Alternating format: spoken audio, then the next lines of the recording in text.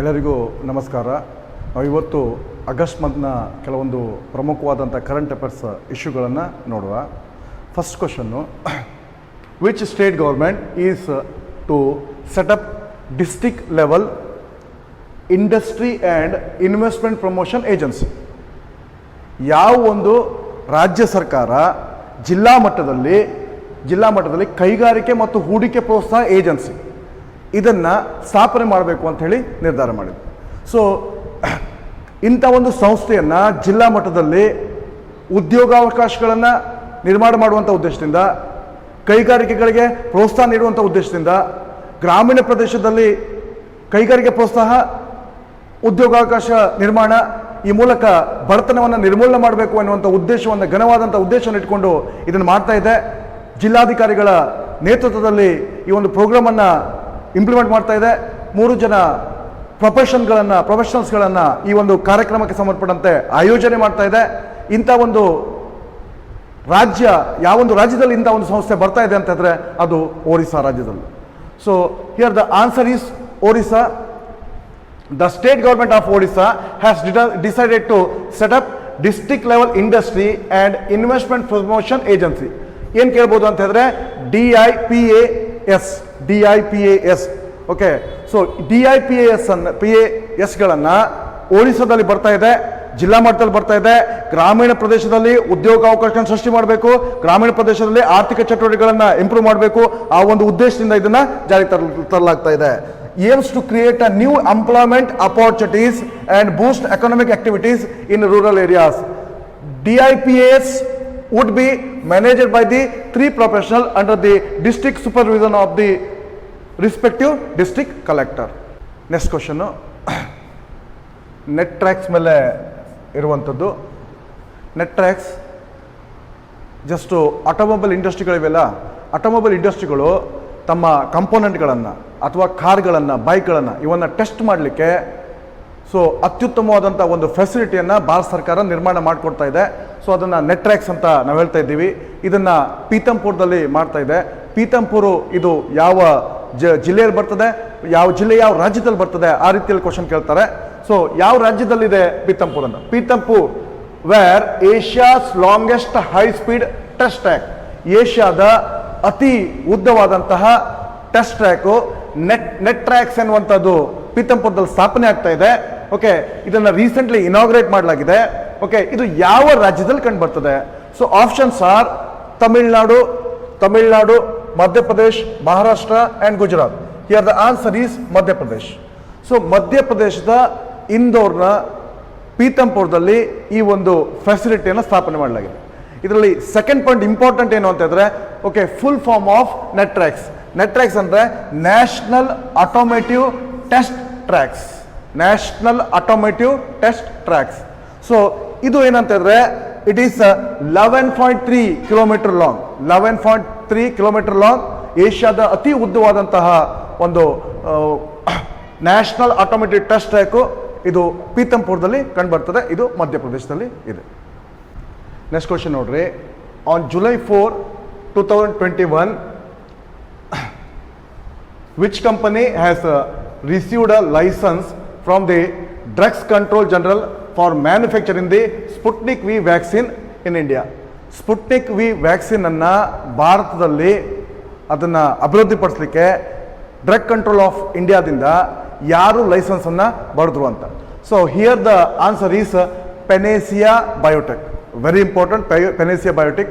Sputnik V vaccine ಇದೆಯಲ್ಲ, ಇದು Bharat indigenous ಅಲ್ಲ, ಇದು ರಷ್ಯಾ ಇದನ್ನು ನಿರ್ಮಾಣ ಮಾಡಿರುವಂಥದ್ದು.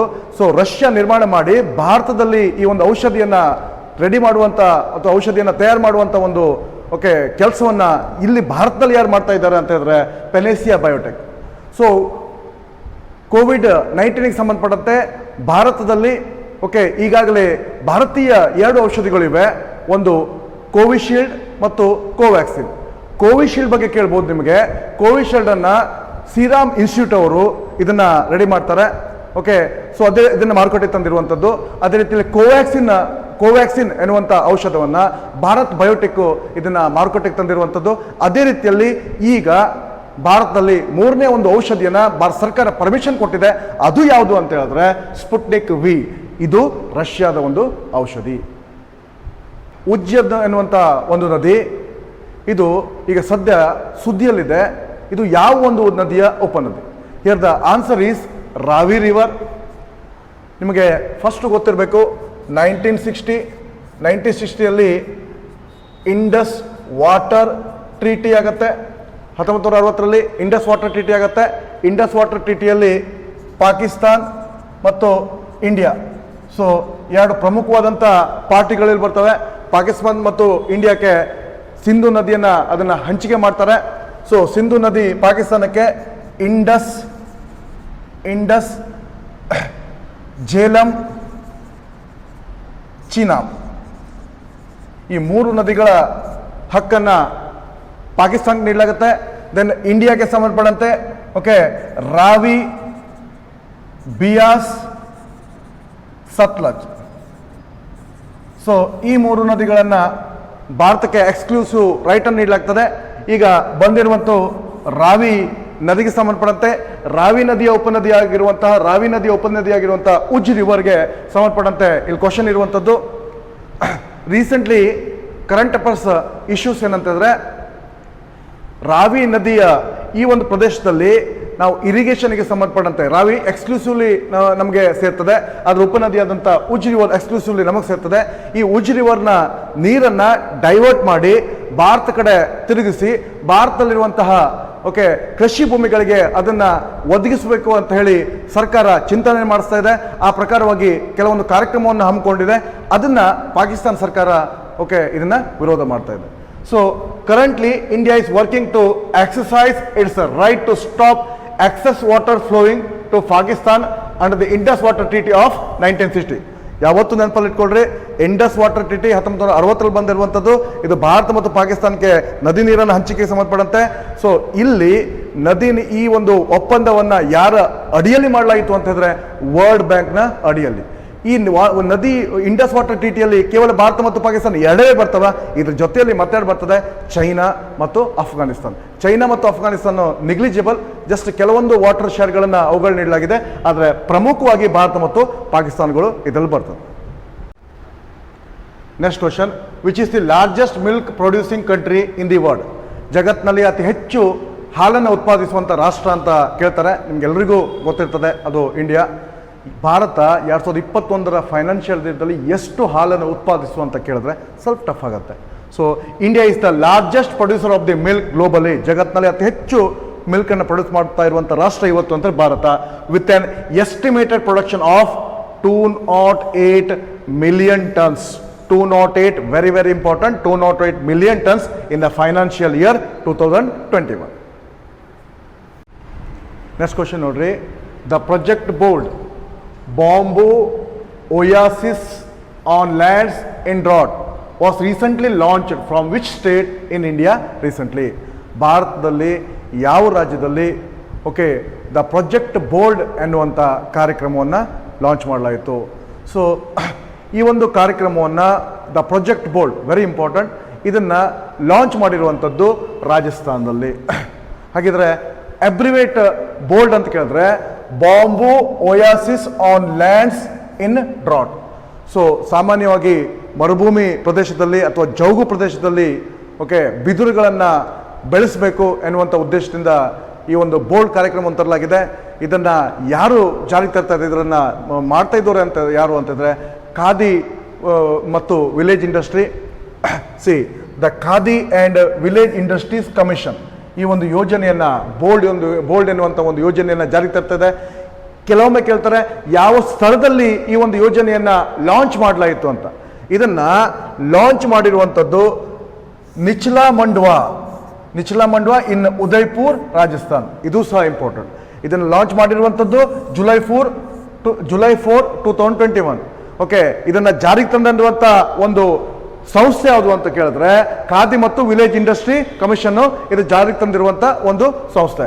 ಸೊ ಖಾದಿ ಮತ್ತು ವಿಲೇಜ್ ಇಂಡಸ್ಟ್ರಿ ಇದನ್ನು ಏನಕ್ಕೆ ತಂದಿದೆ ಅಂತಂದರೆ, ಇವತ್ತು ಭಾರತದ ಆಜಾದಿ ಕಾ ಅಮೃತ್ ಮಹೋತ್ಸವ್, ಭಾರತದ ಸ್ವಾತಂತ್ರ್ಯಾಚರಣೆ 70ನೇ ಸುವರ್ಣ ಮಹೋತ್ಸವದ ಸಂದರ್ಭದಲ್ಲಿ ಈ ಒಂದು ಯೋಜನೆಯನ್ನು ತಂದಿದೆ.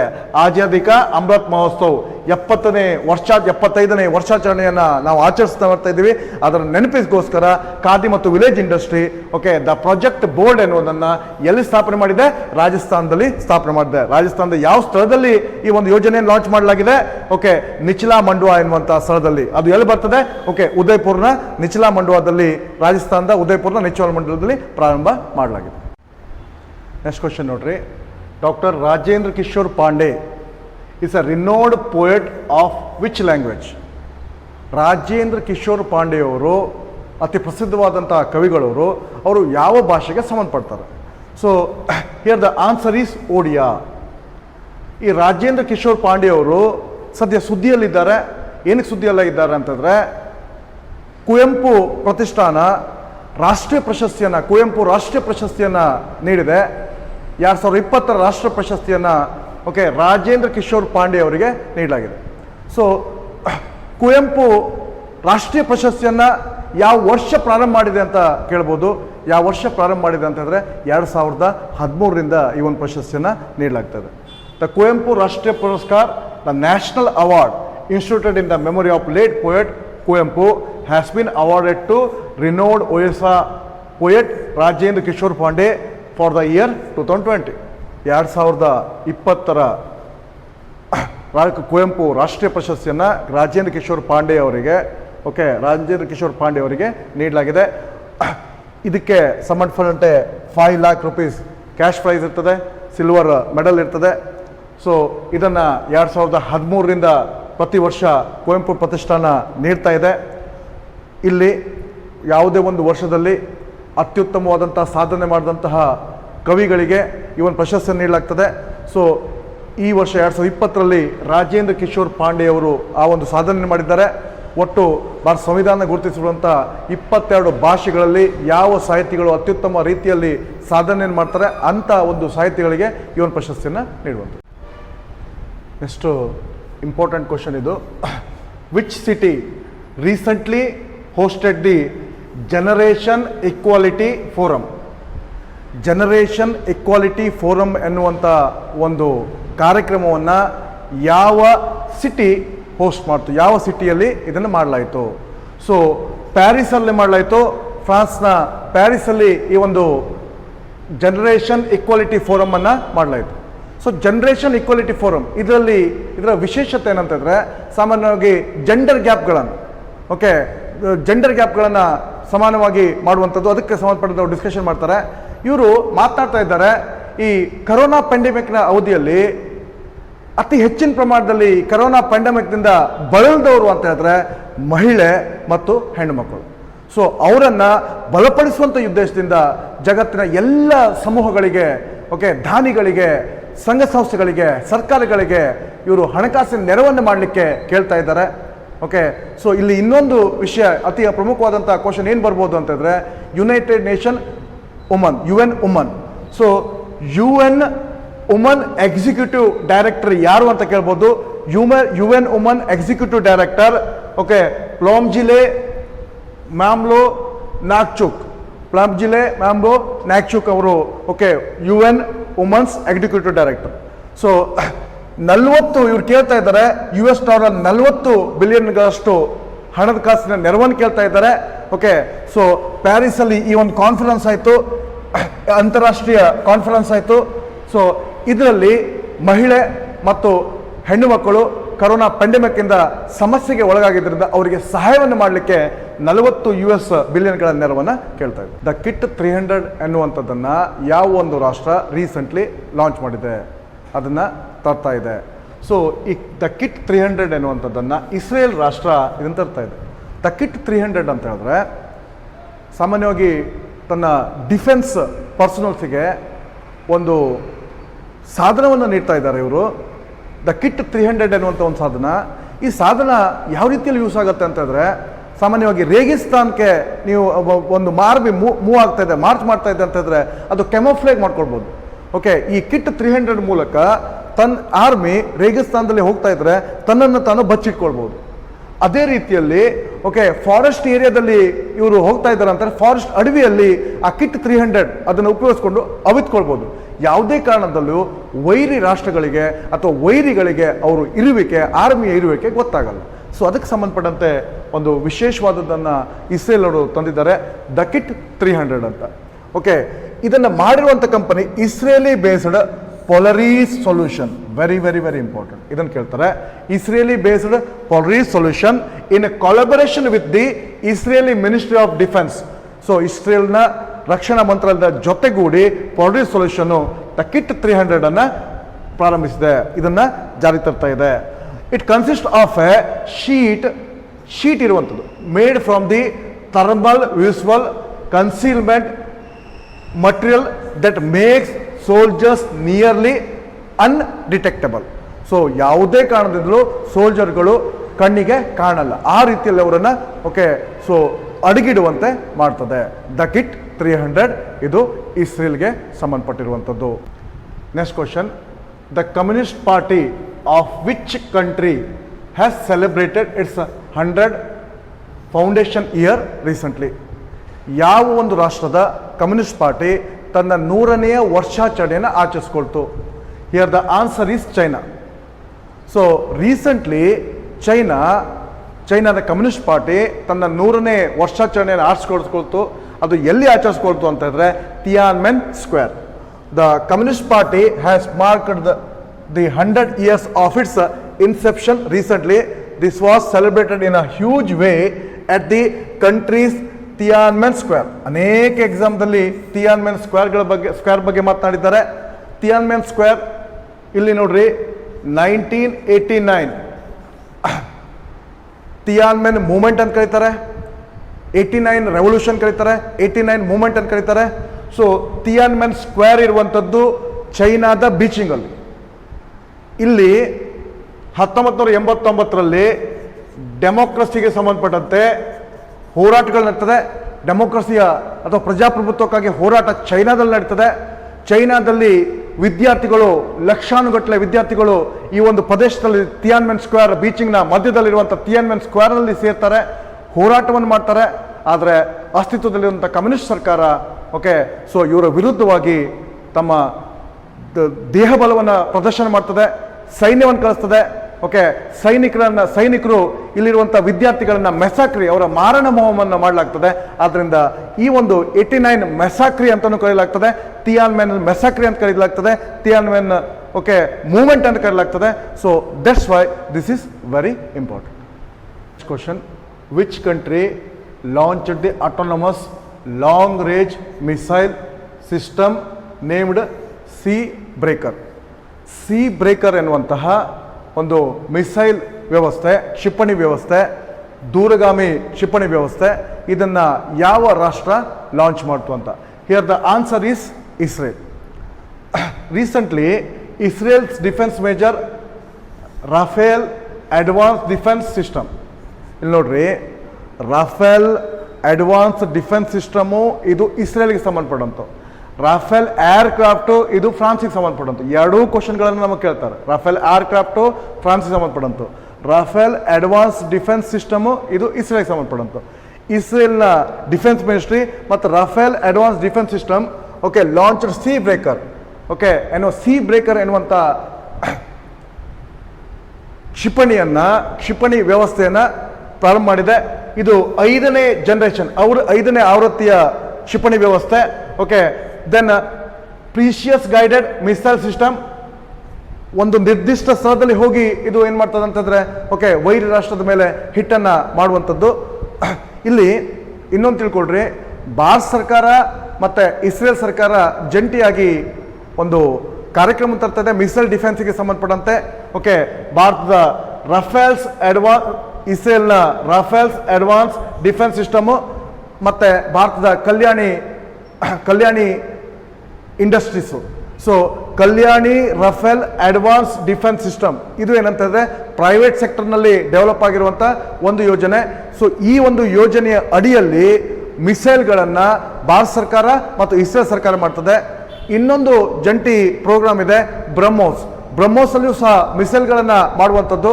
ಆ ಮಿಸೈಲ್ಗಳನ್ನು ಡೆವಲಪ್ ಮಾಡುವಂಥದ್ದು. ಇದು ಸಹ 5th ಜನರೇಷನ್ ಮಿಸೈಲ್ಗಳನ್ನು ಡೆವಲಪ್ ಮಾಡ್ತಾ ಇದೆ. ಇದನ್ನು ಭಾರತ ಮತ್ತು ರಷ್ಯಾಗಳು ಜೊತೆಗೂಡಿ ಈ ಒಂದು ಮಿಸೈಲ್ ವ್ಯವಸ್ಥೆಯನ್ನು ಮಾಡ್ತಾ ಇದೆ. ಸಿ ಬ್ರೇಕರ್ ಎನ್ನುವಂಥ ಈ ಒಂದು ಮಿಸೈಲು ಇದರ ವ್ಯಾಪ್ತಿ ಎಷ್ಟಿದೆ ಅಂತಂದರೆ 300 ಕಿಲೋಮೀಟರ್. ನೀವು ಕೇಳ್ಬೋದು ಇದು ಎಷ್ಟು ಕಿಲೋಮೀಟರ್ವರೆಗೆ ಇಫೆಕ್ಟಿವ್ ರೇಂಜನ್ನು ಹೊಂದಿದೆ ಅಂತ ಹೇಳಿದ್ರೆ 300 ಕಿಲೋಮೀಟರ್ವರೆಗೆ. Next question, which ministry recently launched UDISC+ for 2019-20? UDISE ಇದು ಬಂದಿರುವಂಥದ್ದು 2013 UDISC+ ಅಂತ ಬಂತು ಅಂತಂದರೆ ಅದು 2019-20 19-20.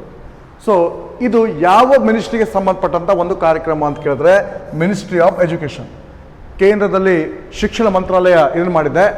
ಸೊ ದೆನ್ ಇದರ UDISC+ ಇದು ಏನಂತಂದರೆ ಫುಲ್ ಫಾರ್ಮ್ ಕೇಳ್ತಾನೆ, unified district information system for education plus. So ಈ ಒಂದು ಕಾರ್ಯಕ್ರಮದಲ್ಲಿ ಏನು ಮಾಡ್ತಾ ಇದ್ದಾರೆ ಅಂತಂದರೆ ಭಾರತದಲ್ಲಿರುವಂಥ ಎಲ್ಲ ಸ್ಕೂಲ್ಗಳನ್ನು ಸೇರಿಸ್ತಾ ಇದ್ದಾರೆ, ಭಾರತದಲ್ಲಿರುವಂಥ ಎಲ್ಲ ಟೀಚರ್ಸ್ಗಳನ್ನು ಸೇರಿಸ್ತಾ ಇದ್ದಾರೆ, ಭಾರತದಲ್ಲಿರುವಂತಹ ಎಲ್ಲ ವಿದ್ಯಾರ್ಥಿಗಳನ್ನು ಸೇರಿಸ್ತಾ ಇದ್ದಾರೆ. ಸೊ ಅವರೆಲ್ಲರ ಒಂದು ಸಮಗ್ರವಾದಂಥ ಇನ್ಫಾರ್ಮೇಷನ್ಗಳನ್ನು ಹೊಂದಿರುವಂಥ ವ್ಯವಸ್ಥೆ ಯಾವುದು ಅಂತ ಹೇಳಿದ್ರೆ unified district information system for education plus. Next question, which post is held by Amitabh Kant whose tenure has been extended? Amitabh Kant ಅವರ ಅವಧಿಯನ್ನು ಜಾಸ್ತಿ ಮಾಡಲಾಗಿದೆ. ಅವರು ಯಾವ ಒಂದು ಪೋಸ್ಟಲ್ಲಿ ಇದ್ದರು? ಸೊ ಇವರು ನೀತಿ ಆಯೋಗದ ಚೀಫ್ ಎಕ್ಸಿಕ್ಯೂಟಿವ್ ಆಫೀಸರ್ ಆಗಿ ಕೆಲಸವನ್ನು ಮಾಡ್ತಾಯಿದ್ರು. ಸೊ ಅಮಿತಾಬ್ ಕಾಂತ್ ಅವರನ್ನು 2016ರಲ್ಲಿ ನೀತಿ ಆಯೋಗಕ್ಕೆ ಫಸ್ಟು ಅವರನ್ನು ನೇಮಕ ಮಾಡಿರುವಂಥದ್ದು.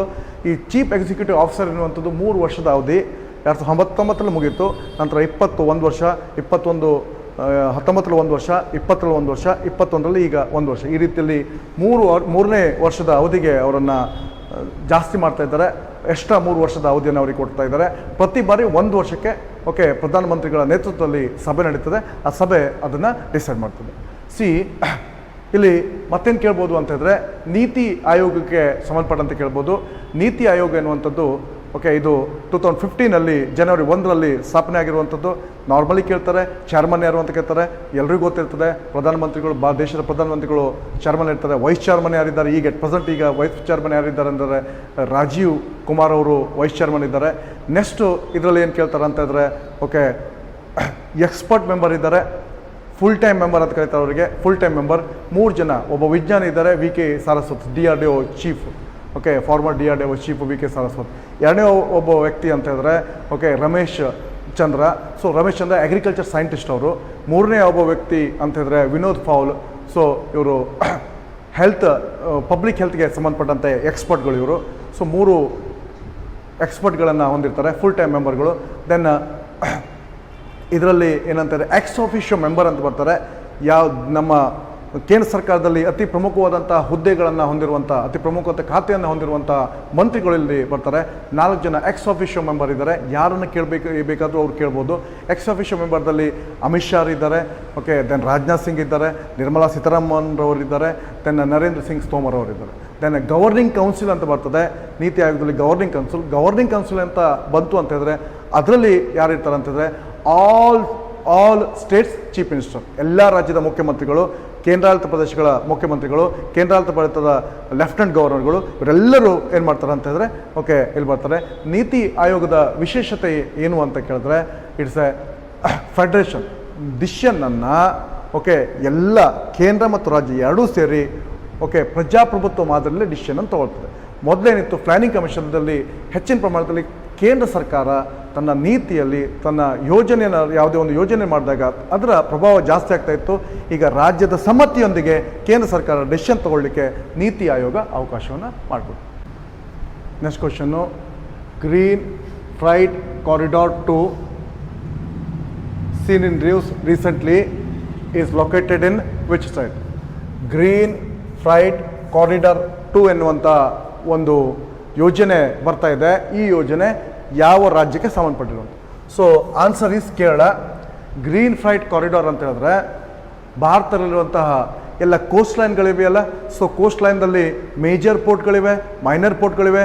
ಮೇಜರ್ ಪೋರ್ಟ್ ಮತ್ತು ಮೈನರ್ ಪೋರ್ಟ್ಗಳನ್ನು ಸೇರಿಸಬೇಕು ಅಂತ ಎನ್ನುವಂಥ ಉದ್ದೇಶದಿಂದ ಇನ್ಲ್ಯಾಂಡ್ ವಾಟರ್ ವೇಸ್ಗಳನ್ನು ಓಕೆ ಸೊ ಹಿನ್ನೆಲೆಯ ನೀರನ್ನು ಅಥವಾ ನದಿ ಸಾರಿಗೆಯನ್ನು ಉಪಯೋಗಿಸ್ಕೊಳ್ಬೇಕು ಎನ್ನುವಂಥ ಉದ್ದೇಶದಿಂದ ಹೆಚ್ಚಿನ ಪ್ರಮಾಣದಲ್ಲಿ ಓಕೆ ಸೊ ಜಲ ಸಾರಿಗೆಯನ್ನು ಉಪಯೋಗಿಸ್ಕೊಳ್ಬೇಕು ಎನ್ನುವಂಥ ಉದ್ದೇಶದಿಂದ ಓಕೆ ಗ್ರೀನ್ ಫ್ಲೈಟ್ ಕಾರಿಡಾರ್ 2 ಅನ್ನು ತರ್ತಾ ಇದ್ದಾರೆ.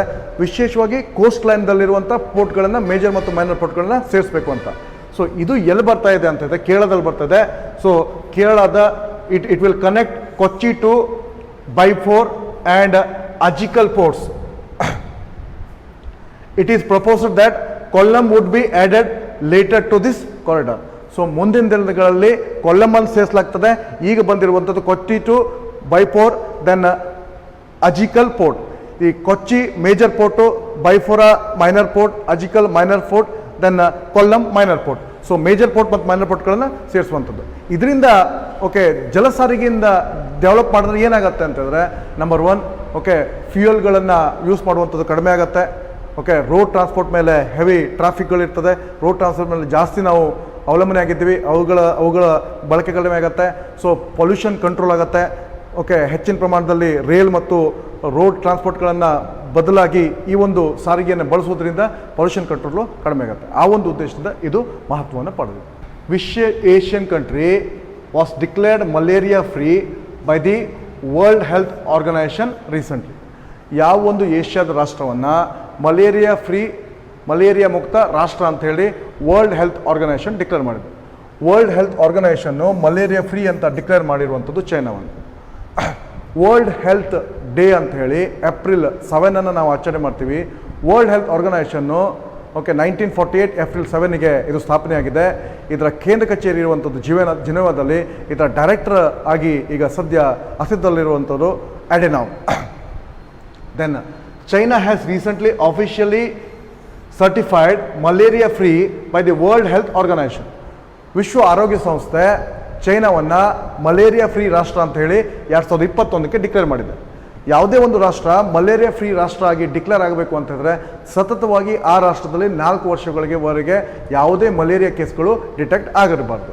Okay it is the only second country in Asia Pacific region to get the tag after Sri Lanka in the year 2016. So ಇದಕ್ಕಿಂತ ಪೂರ್ವದಲ್ಲಿ 2016ರಲ್ಲಿ ಶ್ರೀಲಂಕಾವನ್ನು ಮಲೇರಿಯಾ ಮುಕ್ತ ರಾಷ್ಟ್ರ ಅಂತ ಹೇಳಿ ವಿಶ್ವ ಆರೋಗ್ಯ ಸಂಸ್ಥೆ ಡಿಕ್ಲೇರ್ ಮಾಡಿತ್ತು. ಶ್ರೀಲಂಕಾದ ನಂತರ ಎರಡನೇ ಒಂದು ರಾಷ್ಟ್ರ ಏಷ್ಯಾದಲ್ಲಿ ಅದು ಯಾವುದು ಅಂತಂದರೆ ಮಲೇರಿಯಾ ಮುಕ್ತ ರಾಷ್ಟ್ರ ಅಂತಂದರೆ ಅದನ್ನು ನಾವು ಚೈನಾ ಅಂತ ಪರಿಗಣಿಸ್ತೀವಿ.